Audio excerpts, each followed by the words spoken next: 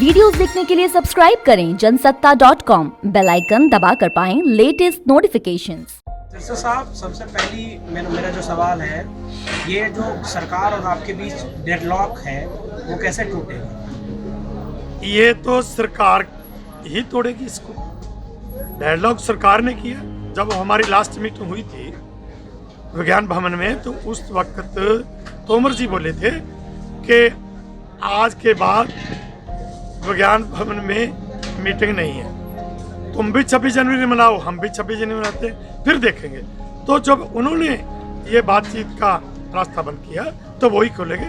ये सरकार ने देखना वो डेडलॉक कब टूटे। सरकार की तरफ से या प्राइम मिनिस्टर मोदी जी की तरफ से कहा गया कि मैं तो किसान नेताओं से 1 कॉल अवे हूँ, तो एक कॉल आप लोग लगा नहीं रहे हैं या जानबूझकर नहीं कर रहे हैं या उनका फ़ोन नंबर नहीं लग रहा है?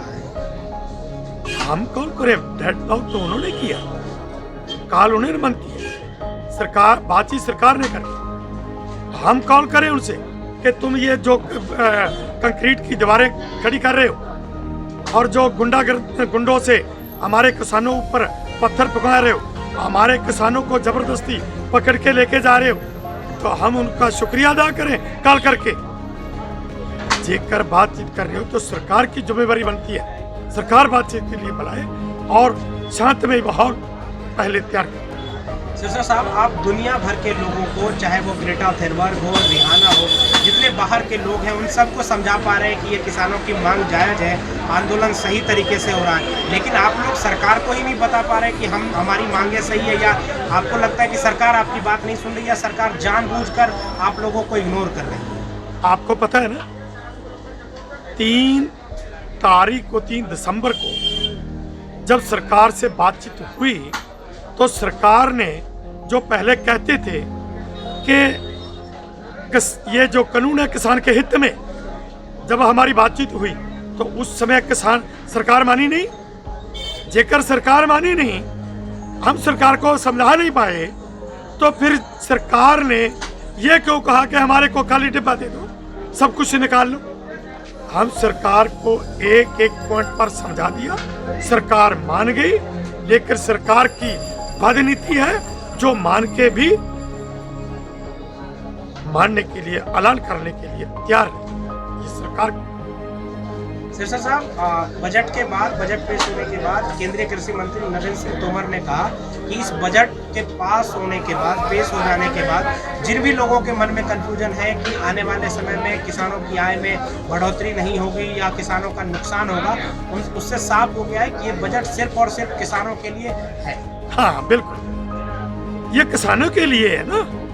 जो 1 लाख करोड़ से भी ऊपर जो है, मतलब के किसानों को जो सब्सिडी मिलती थी वो खत्म कर दे, ये एक तोहफा है। ये किसान की मतलब के आमदन में बढ़ोतरी होगी क्योंकि उनकी सब्सिडी खत्म कर दे। और दूसरा, जो बजट से का हिस्सा किसानों के लिए था, उसमें से भी 1.5% घटा दिया। लाखों करोड़ उससे भी मतलब के किसानों का नुकसान हुआ। तो ये किसान के हित में है।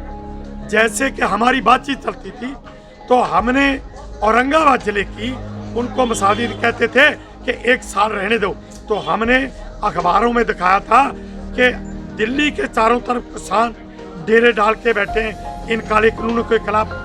और मध्य प्रदेश के औरंगाबाद डिस्ट्रिक्ट में जो ये नए खेती कानून है, उस कानून के तहत ही किसानों से ठगी हो रही है और ठगी मारकर व्यापारी भाग रहा है। तो तोमर जी को मीटिंग में बताया था, आपको पता है। तो उसी तरह इस बजट से भी किसानों को जो उनकी सब्सिडी खत्म कर दी और बजट में भी उसमें कटौती कर दी 1.5%। तो ये बढ़ोतरी है। इनको तोमर जी को मैं कहता हूँ, तोमर जी कुछ बात करने से पहले सोच लिया करो यार, किससे बात करते हो, किसको सुनाते हो। सभी लोग दिमाग रखते हैं, ये तुम्हारी बातों में नहीं आने वाले। सो इन लोगों की क्या बात करें, ये लोगों को, हर इंसान को इंसान ही नहीं मानते, इनकी बात क्या सिरसा साहब, लेकिन सरकार तो ये कह रही है, मंत्री भी कह रहे हैं कि हमने डीजल और पेट्रोल पर कृषि सेस इसलिए लगाया है ताकि किसानों को उससे फायदा हो सके। हाँ, क्योंकि किसानों को जब महंगा डीजल मिलेगा तो फिर किसान की जब अपनी जेब से निकाल कर वो पेट्रोल पंप वाले देगा और जो ये टैक्स है वो सरकार के घर में आएगा, तो वो पैसा किसान से जेब के निकलेगा कि उसमें जेब में जाएगा? इस सवाल का जवाब कौन देगा? ये मेरा सवाल है उनसे। सिरसा साहब, ये जो दिल्ली के अलग अलग बॉर्डरों को जोड़ने वाली जो सड़क है उसको जिस तरह से जाम कर दिया गया है, या फिर उसमें पुलिस की तरफ से बैरिकेडिंग, कटीली तारें या फिर कील जो लगाए गए हैं, तो क्या जो दिल्ली पुलिस ने कहा है कि सिक्योरिटी और सुरक्षा को देखते हुए किया गया, तो क्या आपको लगता है कि दिल्ली पुलिस ने सुरक्षा के लिहाज से ही ये सारे इंतजाम किए हैं? बिल्कुल। सुरक्षा किससे?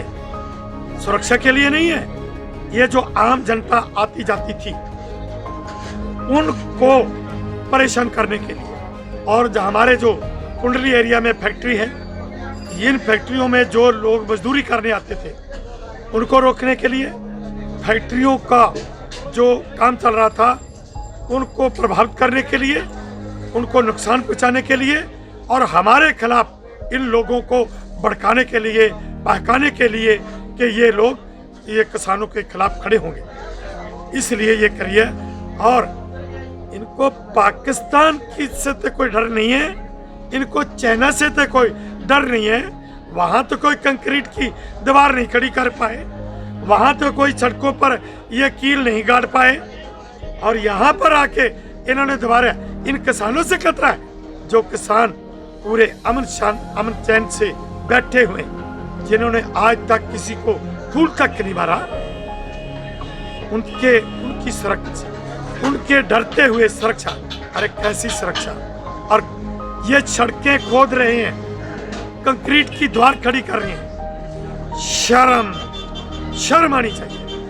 सिरसा साहब, कुछ दिन पहले आरएसएस के जो सेकंड इन कमांड है सह संचालक भैया जी जोशी ने कहा था कि इस आंदोलन में सब कुछ सही नहीं हो रहा है, इस आंदोलन में दूसरे तरह के तत्व या शरारती तत्व भी घुसे हुए हैं। तो क्या आपको लग रहा है कि आपको यहाँ के नेता हैं, किसान नेता, तो आपको लग रहा है कि इस आंदोलन में कुछ ऐसे लोग घुसे हुए हैं? हमारी बेटियां, हमारी बहुएं, हमारी बहनें जो यहाँ पर आ रही हैं, छोटे छोटे बच्चे आ रहे हैं, बुजुर्ग हैं 95 साल के, और कितने नौजवान हैं, क्या ये सारे इनको ऐसे ही लगते हैं? सारे इनको ऐसे जो मतलब के जिनको ये शरारती तत्व कह रहे हैं, शरारती लगते हैं? और जो लोग शांति से बैठे हैं और पुलिस की छत्र छाया में आप पर अमन चैन से बैठे लोगों पर पत्थर चलाते हैं, वो तो शांति के पुजारी हैं। और जो शांति से बैठे हैं उनको ये शरारती तत्व देते हैं, शर्म करो। ये जो 140 के आसपास जो लोग गिरफ्तार किए गए हैं अलग अलग जगहों पर दिल्ली पुलिस की तरफ से 26 जनवरी की हिंसा में, क्या उसको लेकर संयुक्त किसान मोर्चा या आप लोगों का क्या मानना है कि उसके रहते सरकार से आप लोग बात करेंगे? देखिए, हम ये कह रहे हैं कि माहौल पहले ठीक करो, जब सरकार की तरफ से बुलावा आएगा तो हम मीटिंग करेंगे। मैं पहले अकेले को, मेरे को कोई अधिकार नहीं कि हम जाएंगे नहीं जाएंगे, ये नहीं। बुलावा आएगा, हम मीटिंग करेंगे, और मीटिंग करने के बाद मसला हल तो बातचीत करने से होगा। हम बातचीत से आज तक ना भागे। क्या आपको आशा है कि सरकार आपकी बात दोबारा से उसी तरीके से करेगी जो पिछले कुछ समय में कर रही थी, या जो 10-11 दौर की बातचीत हुई है, आपको लग रहा है कि दोबारा से ये बातचीत शुरू हो पाएगी? ये तो सरकार ने सोचना है ना, हम तो बातचीत करने के लिए बैठे हैं, हम तो कोई भीख नहीं मांगने के लिए बैठे, हम अपने हक लेने के बैठे। और जब भी हमारे से बातचीत करेंगे, हमारे को इंसाफ मिलेगा, हमारी मांगे मानी जाएगी, तो बातचीत से ही हल होगा ना, बिना बातचीत के कैसे हल होगा? और बातचीत कौन करेगा? सरकार करेगी या हम करेंगे? हम तो 500-500 किलोमीटर, 1000 किलोमीटर, 2000 किलोमीटर से चल के यहाँ पर बैठे, बातचीत तो भाई सरकार ने